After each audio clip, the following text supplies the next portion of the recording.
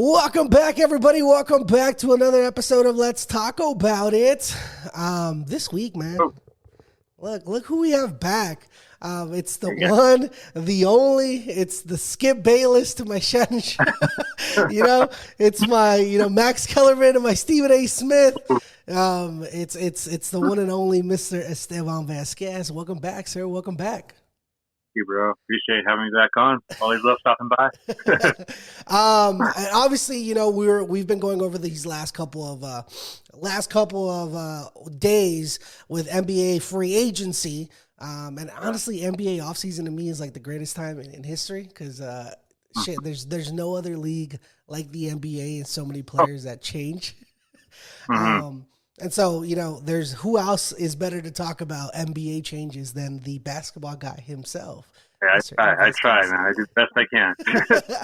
All right, first and foremost, let's start off with a very sensitive topic. Your guy, Mr. Russell Westbrook. Like that? Yeah, man. I want to get right into it because as soon as the news came out, you're the very first person that I talked to or that came to mind. And so Russell Westbrook decided to sign a 2-year, $8 million contract with the Clippers to come back and run it back with them. So thoughts on the whole thing, man? Yeah, I mean, 2-year, $8 million does look bad. I mean, when you see everyone getting like these fat contracts, I think like the big one for me when like I found out who was it? Dylan Brooks got like $80 million for 4 years from Houston. Yeah. It does look kind of disrespectful, but I think you kind of need to see it through Russ's where he's at in his career right now. Like he's made, I mean, half $1 billion already. Yeah, for sure. Contract, endorsements. He has his own business. I think right now for him, money it isn't the main point. He wants to win the title. And the Clippers are probably the best place for him right now. Tyronn Lue really found a way to utilize him correctly. They didn't do as well as I had hoped, but I mean, he did find a ways to use them that emphasize Russ's best qualities. Okay. So I think him staying with Clippers was a great choice for him. And it gives them the best chance to win the title. Clippers were doing awesome in the playoffs. I know they first round exit, but they were competing with the Suns. They really were.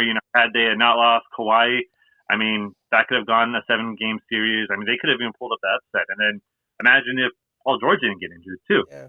Having that option, we could be thinking something else completely. I mean, they could have beaten the Suns. They could have given Denver a run for their money as well too. Unfortunately, that injury got them. I don't know about that Denver take. I don't know about that Denver take, but I mean, it's just because their team at the time was so deep, though. Yeah. Like it really was. Their backups. They had Aaron Gordon coming off the bench. Powell did amazing. Plumlee. They had great quality players coming off the bench for them. I think that's what made their team so dangerous. But it's just you lost PG, you lost Kawhi. So it's tough for them. But I like Russ staying in there. I wish he got a little bit more dough, but it's a 2-year deal. He has the option the second year. I think if he performs well enough and if he, hey, this just isn't, it's not going to work out, I'm sure he can get a bigger deal. Just unfortunately for him, the way he plays, I think he has like another 3-4 years max, Yeah. So his opportunity windows, it's getting smaller and smaller every season. I think he knows that, and he needs to sign teams now that, he has a chance at winning. So happy he's there. Wish he got a little bit more, but I'll be rooting for the Clippers this year. I'll be an LA fan. I will say this. I think one of the big things that a lot of people said about Russell Westbrook is that his ego was still up there. He was, I'm Russell Westbrook. I'm Mr. Averaging a triple double. And to me, honestly, taking a 2-year, $8 million deal doesn't seem like he's at that point in his career anymore. Yeah. He's humbled enough to be like, okay, you know what? I'm not producing as what I used to be. I don't deserve a max contract, or I'm not going to go out there like seeking a max contract. And his biggest thing is now winning a championship, which hopefully he's one of those players that I really, really wish will win a ring in his career. There's a couple of them out there. That's why I was so excited when he came to the Lakers, because I really wanted that to happen, him and Melo. But of course, I don't want the Clippers to win a ring, so screw the Clippers. Hopefully he goes without a ring for another 2 years, and then he signs like a vet minimum somewhere and wins a ring somewhere else. But yeah, I will say that him taking an $8 million deal for me was like, okay, he doesn't have that ego on him. And I agree. I think the Clippers were the best fit. I can't see him anywhere else, really, honestly.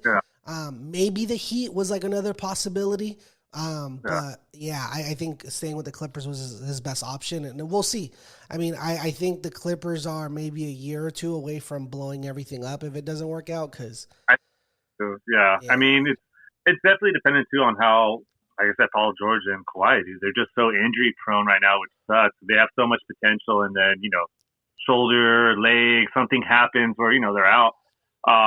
And they're going to move to the new stadium, I think, next season as well too. So it's kind of like you want to build something forward going to that new home for them, So hopefully they can put it together this year, get past, make it to the Western Conference Finals. I'm not saying win a championship, but make your mark, get to the Western Conference, put up a good fight. I think that'd be amazing. I think that's a dub for the season. But as always, championship goal is that's what everyone wants. Hopefully they can get it, but anything less than Western Conference, I just see it as a failure. Yeah, no, I agree. And then that's exactly the reason why I think they stick around for at least another 2 years is they have to have name marquee players when they open up their new stadium. Exactly. If they don't have it, then people are just not going to show up. So it makes sense. It honestly makes sense. Another name that you brought up, obviously, which honestly I was hella surprised, was Dylan Brooks landing with the Houston Rockets on a sign and deal, 4 years, $80 million, $20 million a year for Dylan Brooks. Did you see that coming? What do you think about the sign? I thought we were going to see him overseas, bro. I thought he was going to be in China. Get ready to learn Chinese, Brooks. Shanghai Tigers, bro. That's what I thought.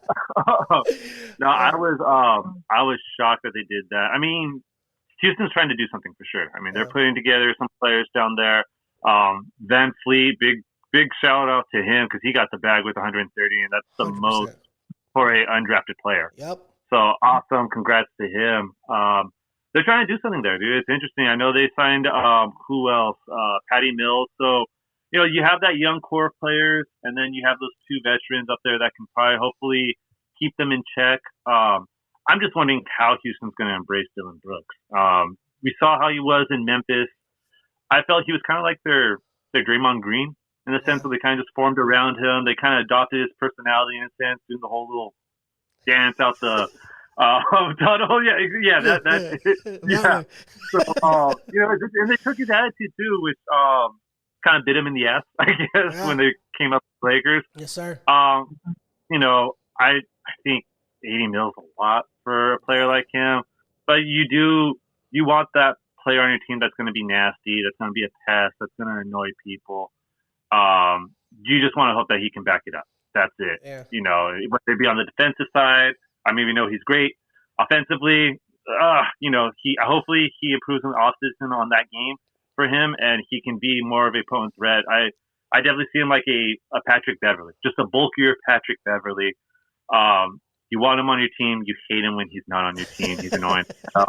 So, I mean, hopefully he does something off season. He improves his offensive game, and he's more of a threat with a three ball or a mid range shot. So, we'll see. We'll see that team. It's interesting what they're doing down in Houston for sure. Yeah, I agree. I mean, I honestly think $20 million is a complete overpay for Dylan Brooks, if I'm being honest with you.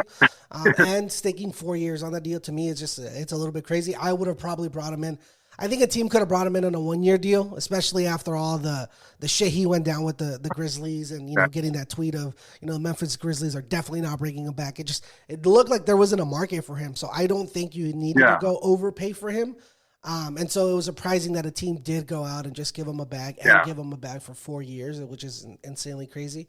I agree. We'll see what happens with Houston. It's an up and coming team with a lot of young players. I think they did really good on the draft as well, and then paying Fred VanVleet $160 million.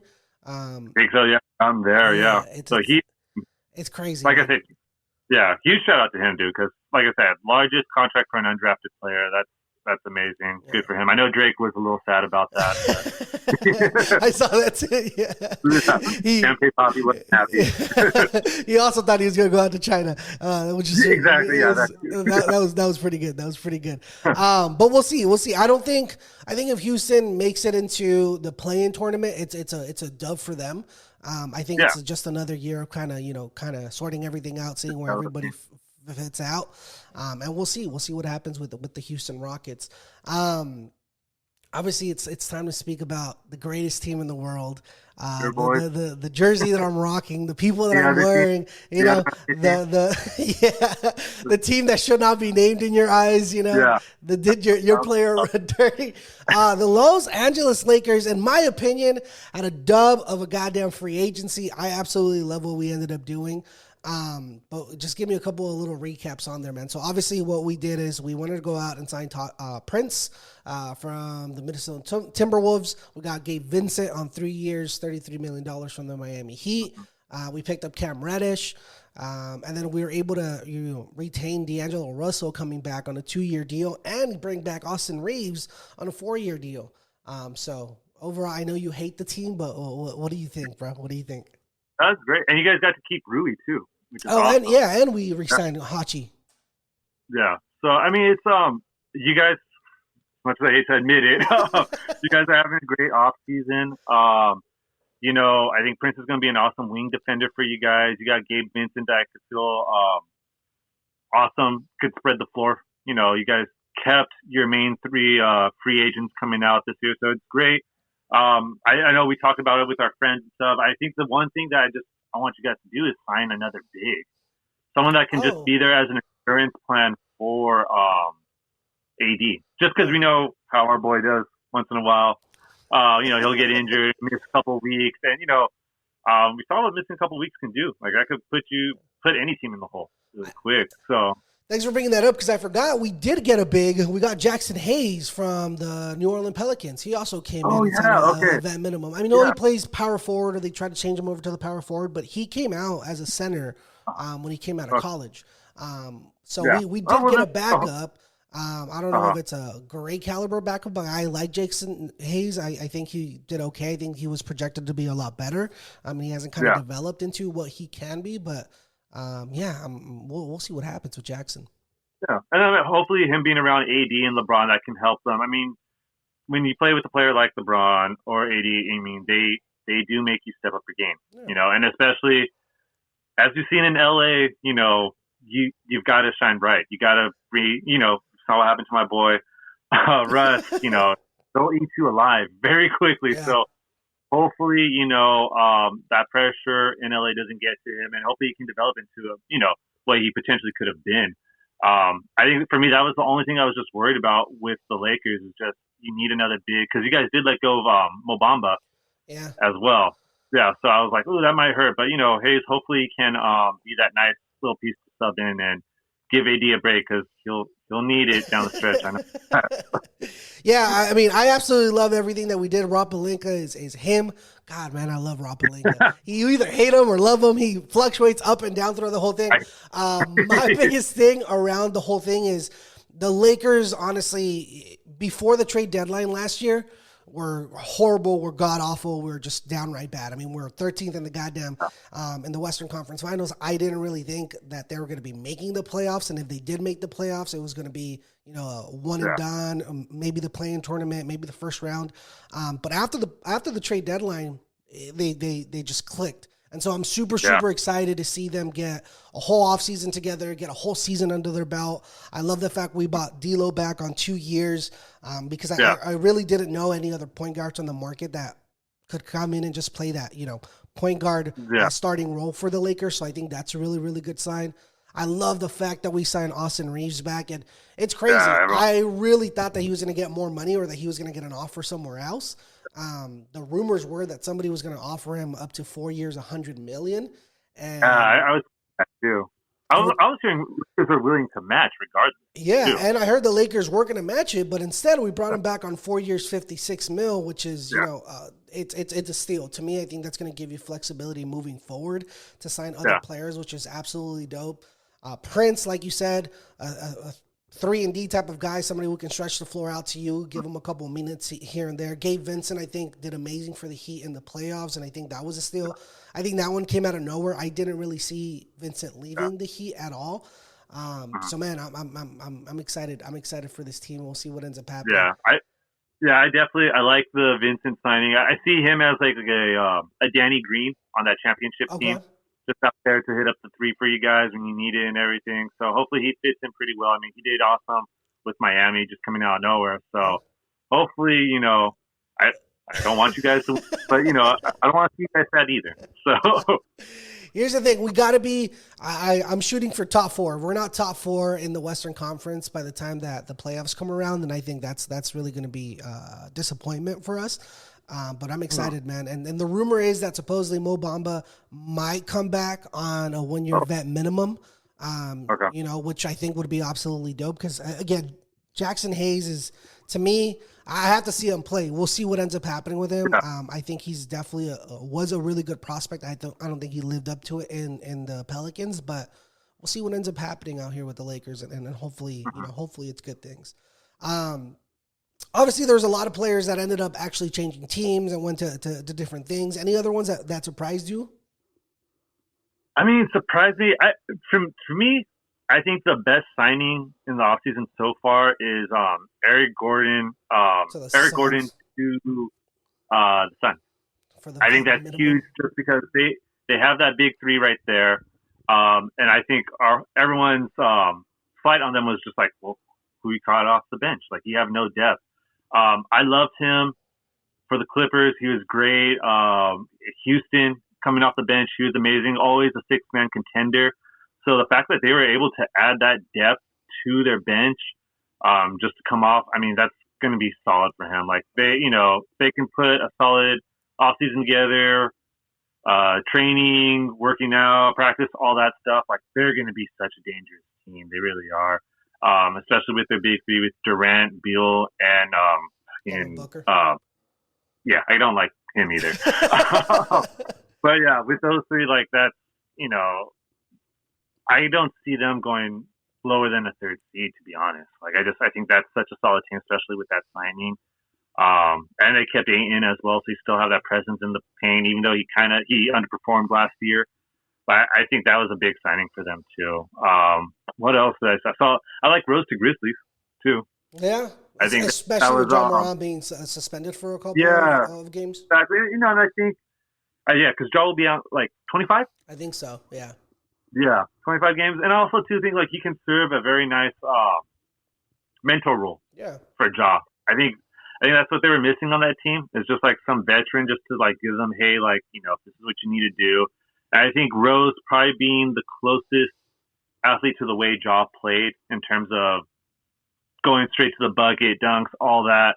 And being a smaller guard, like I hopefully you can mentor him and kind of just show him like, hey, this is what you need to do for your game. This is what you need to do off the court as well too, because D Rose came from a rough neighborhood. Yep. Like he was from the hood, so he can probably like tell Ja like, hey, like maybe you shouldn't be doing all this. I mean, at least coach him to give him that guidance that he's been lacking these couple of years. So, yeah, I agree. That's such a good take because I didn't even make the correlation of like a young D Rose kind of being very similar to what John Morant's game is now. So yeah, you make a great point. I actually had never thought about it. That's dope. That's really, really dope for them. Yeah. So, and then what else have you seen that's interested you this offseason so far? So here's the thing, right? As much as a lot of the signings ended up, and a lot of them were a little bit smaller, the two other big topics that I wanted to talk about were obviously trade requests that came in. Because it finally happened. The most loyal person on this goddamn earth and this planet, which is it's super crazy that people are changing up on him. We'll touch on that. But Damian Lillard finally went, I'm enough. Enough is enough. I want out. And he requested that trade. And it looks like he's really adamant about going into Miami. That's really where he wants to go. I've heard reports that, even if some other teams try to trade for him, he might say, hey, I don't want to be here. And I won't play. Yeah.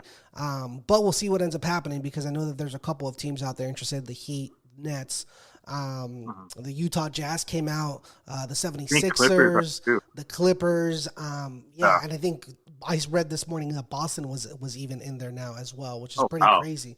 So what's your whole take on Damian Lillard finally requesting a trade from the Portland Trail Blazers? As a player, I mean, I love, how don't you love the guy? Yeah. Honestly, like, he's amazing to watch. And then, like, just how adamant he was on trying to build what he could in Portland. I think it was kind of annoying for a while just because he was kind of like flip-flopping back and forth, like, no, I don't want to trade. And then he would kind of like tease you with something here and there, like, oh, maybe he does, you know. So it was very, I found that annoying, but I'm kind of glad that he finally like, hey, this is what I want to do. And, you know, good for him, man. Hopefully they get him somewhere he wants. I think he deserves that, definitely, from what he's done in Portland, what he's been able to do for the NBA in general, and the moments that he's brought to us where we've just, you know, had our jaws on the floor. Like, game winner versus, yeah, exactly. That was like one I was going to bring it to. Broke my heart. I was crying. But, like, you know, that's a clip that will be in NBA history for the rest of our lives. Yep. Like, we'll always look back on that shot. And, you know, he's one of those players that just hasn't had the opportunity to be on a team to really, you know, fight for a championship. Like, they had some good teams with him and McCollum, you know, but never a team that you thought, hey, like, they might pull it off this year. For me. So, you know, I want them to go to a team. He's kind of requested that he doesn't want to go to a stacked team too. He wants to go to a team that can, like, build up as well. Like, is a championship contender, but not like complete favorites. Not like the Suns. You know what I mean? Like, they have, like, So, and I respect that too. Like, he wants to fight for that. He doesn't just want it to be a shoe and a walking over there. He doesn't want to pull a KD to Golden State. To Golden State, yeah, 100%. Yeah. So, respect. But, you know, hopefully he lands on a team that, you know, they can vie for a title and they can fight. He definitely deserves it. I'm glad this drama's kind of done with what he wants. You know, is he going to stay or not? And hopefully Foreign can do him a solid. You know. Yeah. But I'm surprised to pick up on him though. I don't think that's right. Yeah, I mean, and I know sometimes our people are sarcastic because I've seen things like, damn, nobody's loyal these days now, you know, or like the most unloyal player in NBA. But again, you got to respect everything that Dame Lillard has done for Portland. He tried. Oh, sure. I mean, you can definitely point to him and say, man, he tried. He tried his hardest to try to give that team or that city a championship. He gave it all, and unfortunately, it just, you know, it like you said, I don't think there was ever a contending team that came out that were like, okay, they can actually fight for a championship. So it'll be interesting to see where he ends up going. I don't know if he ends with the Heat, if I'm being very, very honest. I don't know why, and I hate to say this, but I think he ends up in the 76ers. That's just what my gut is saying. I think they have like the best prospect in Tyrese Maxey that they can actually send back. Because from what I've heard, I don't think the Portland Trail Blazers want Tyler Hero. But we'll see what ends up happening. Do you have like where does your gut do you think he ends up? I honestly, I'm still saying I'm holding out for Miami. I think hopefully the organization maybe do them a solid. They're in a rebuilding phase. You know what I mean? Picking up Hero is not horrible at all. I think they're going to send Duncan Robinson as well too, and some picks. I know they're claiming they want like an all-star package and all that, but if he wants Miami, I think Portland should really do him a solid and just, hey, there you go. They're not trying to contend for anything right now. Let's just be honest with who they've drafted. They're trying to rebuild. You know, do the guy a solid. he's the majority of his career with you guys.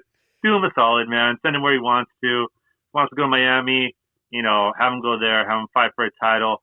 Miami's kind of gutted their roster. They let go of their key undrafted players with, you know, Gabriel Vincent. I think Strauss too. Yep, he's gone. But I think they're kind of preparing for that, for him to come over. So I think that would be such a shame if they don't get him and they let go of those guys. So hopefully it works. Hopefully he gets down there. I think Sixers was another big one that you had mentioned. Yeah. I can see that happening as well too. So one of those guys. And then the last news that came out as well was, you know, James Harden decided to opt into his contract with the 76ers, but has requested a trade yet again. So this would be fourth year in a row where he would be in a fourth different team. Obviously, he went from Houston to Brooklyn, from Brooklyn to the 76ers, and now to wherever he's landing. What are your thoughts on James Harden, man? He's definitely my top 5 most annoying players now. I think what bothers me so much is that like everywhere he's requested to go, he's gone. Yep. You know what I mean? He's getting everything that he's wanted, and then he just nothing happens from it, and it's crazy. It's insane. You know, Houston to Nets. Nets, he had KD, Kyrie. Granted, when they did their playoff run, there were injuries. Okay, you know, off season, I think he was still partying with little baby and stuff. Like, I think like the funniest thing I've seen regarding him was that like, you know, like basketball is only a job for James Harden. 100%. Like he literally like does his 9 to 5, and then I'm gonna go to the club and party up. Like he's one of us, and so it's insane. And I saw like I don't know who keeps track of these stats, but like I guess someone tracked down how many trade requests Harden has made, and it's like top amongst like throughout like the last 20 years or something. I saw exactly. And he gets them. He gets them all the time. He goes where he wants to go, and just nothing happens. So I'm like, dude, like I don't know. He offensively amazing player, probably top 5 shooting guards for sure. He's just, dude, like you're getting what you want, do something with it. Yeah. You know what I mean? I'm honestly surprised as hell that he's requesting a trade from the 76ers. Yeah. Because, like, I can't see a team where he would want to go and have the same opportunity to contend as the 76ers, you know? Like, they had a good team out there with Tobias Harris, Tyrese Maxey. Obviously, Joel Embiid had some injuries. But, like, I think the 76ers are a team that could definitely compete out in the Eastern Conference with James Harden in their lineup. So, it's like, where do you go? Where does he go? Because, I mean, I can't think that he goes to one of the big contenders like the Phoenix Suns or the Milwaukee Bucks. He doesn't land with the Golden State Warriors or the Lakers or any of these teams. So it's like, what does he do? Exactly. Like where would he go that he would have the same opportunity to try to contend to a ship, especially with opting into his deal that's paying him $36 million. I mean, it's this is a very, very weird take, and people might hate me for this one, but the only place that I can see it potentially happening would be the Boston Celtics. Ugh. I mean, I get, I mean, I could see it definitely. So low-key, my conspiracy is Brody took the 2-year, $8 million deal to leave cap space so they can sign Harden, bring him to Clippers. Not saying it would fit, but bring him over to Clippers, and then you have 4 boys all from the LA area playing together. I mean, that's the other thing. I just don't know. That would be insane. Because the thing is, like, what do the Clippers have to give up? Because they gave up all their picks to get Paul George. I think they just gave up some more picks to trade for. Someday they just traded a couple more second-round picks. So it's like, and who in the roster do you have to trade for James Harden? That's the only thing. Because I heard the Clippers were one of the big destinations for him. Like, that was a place that he potentially wanted to go. They've been on everyone's request. Like Damian Lillard. I'm like, who has this money to like buy everyone? Like, who's doing this? I know the guy owns Microsoft, but geez. Yeah. But yeah, I mean, Boston. I mean, that would be interesting. They could do a trade for, I assume, Jaylen Brown. That's what I'm thinking. That the only reason I'm even thinking about it is because obviously I think the dollars would match up. And maybe the Boston Celtics are just like, hey, we given Jason Tatum and Jaylen Brown a run, and it hasn't worked out. Like, we made it to the finals, we can't get over the hump. And so they say, screw it, maybe a 1 year of James Harden can get it done. And then you just, it's a straight up trade, which I would think would be really, really dumb. I think Jaylen Brown is better and he would be better for the franchise in the future. But that's like the only thing that I'm thinking of, like where the money matches up and where they're like, well, we have a player that we can give up and that could actually contend for a title. So we'll see what ends up happening with James Harden, man. He's a mystery, man. I don't know. He's frustrating. He's very frustrating. Well, I appreciate it, sir. Thank you so much for coming on. That was us talking about NBA free agency, NBA offseason, and trade rumors. And we'll definitely have to come back and do this again when the season starts up again. When some trades go down. So appreciate your time, my man. Until next time. Always a pleasure. Later, guys. Take care. Yes, sir.